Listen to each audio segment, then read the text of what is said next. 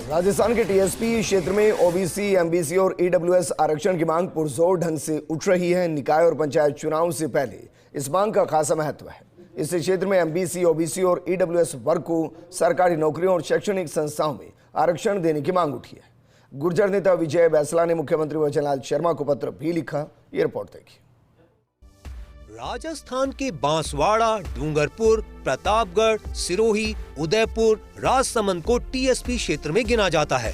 यहाँ के आदिवासियों को सरकारी और राजनीतिक दोनों स्तर का आरक्षण प्राप्त है।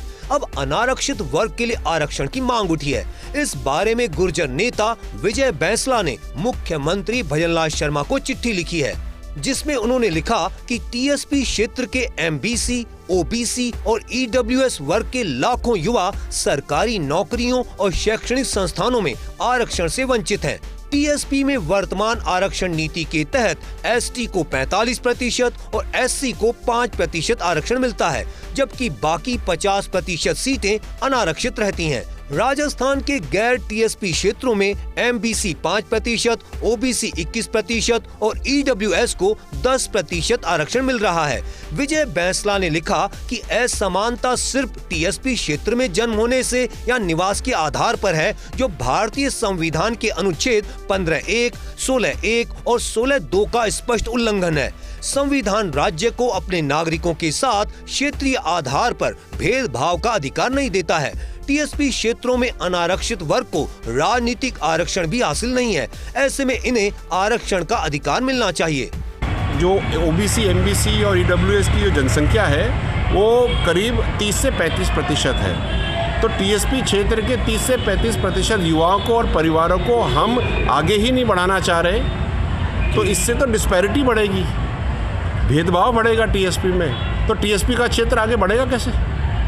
निवेदन ये है सरकार से कि शीघ्र जैसे भी हो वैसे जितना जल्दी हो सके ओबीसी, एमबीसी और ईडब्ल्यूएस को उनका न्यायोचित आरक्षण का लाभ जो पूरे राजस्थान में मिल रहा है वो टीएसपी क्षेत्र में भी लगाया जाए। एक व्यक्ति का जन्म की वजह से या रहने की वजह से उसको राजस्थान की जो आरक्षण की जो प्रोसेस है उससे बेदखल नहीं किया जा सकता।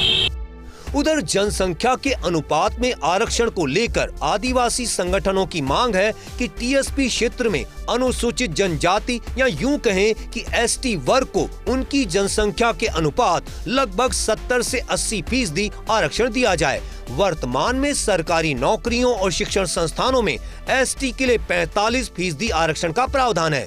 आदिवासी संगठनों की ये भी मांग है कि प्रशासनिक सेवाओं में पृथक कोटा, राज्य की प्रशासनिक सेवाओं में एसटी को मिलने वाले 12% आरक्षण में से 6.5% का उप कोटा केवल टीएसपी क्षेत्र के आदिवासियों के लिए सुरक्षित किया जाए। उनका तर्क है कि गैर टीएसपी क्षेत्र के एसटी उम्मीदवार इस कोटे का अधिक लाभ ले रहे हैं। इनका मानना है कि 5वीं अनुसूची के तहत आने वाले इलाकों के लिए यह मांग भी उठ रही है कि एसटी वर्ग के कुल आरक्षण में से एक बड़ा हिस्सा विशेष रूप से दक्षिण राजस्थान के अनुसूचित क्षेत्रों के लिए निर्धारित हो। बहरहाल इस पूरे मामले में सियासत उफान पर है। भारतीय आदिवासी पार्टी ने विधानसभा और उसके बाहर भी आदिवासी हक की बात बुलंद की है। राजस्थान के आदिवासी समुदाय को उनके हक हुकूक के लिए आरक्षण मिला।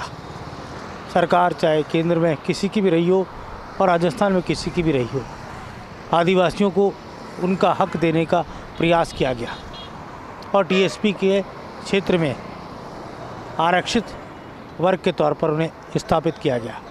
राजनीतिक तौर पर व्यापक प्रतिनिधित्व मिला, लेकिन अब अनारक्षित वर्ग अपने हक हुकूक की लड़ाई लड़ रहा है। उसकी भी डिमांड यही है कि अवसर मिलना चाहिए सामाजिक, आर्थिक और राजनीतिक समानता का।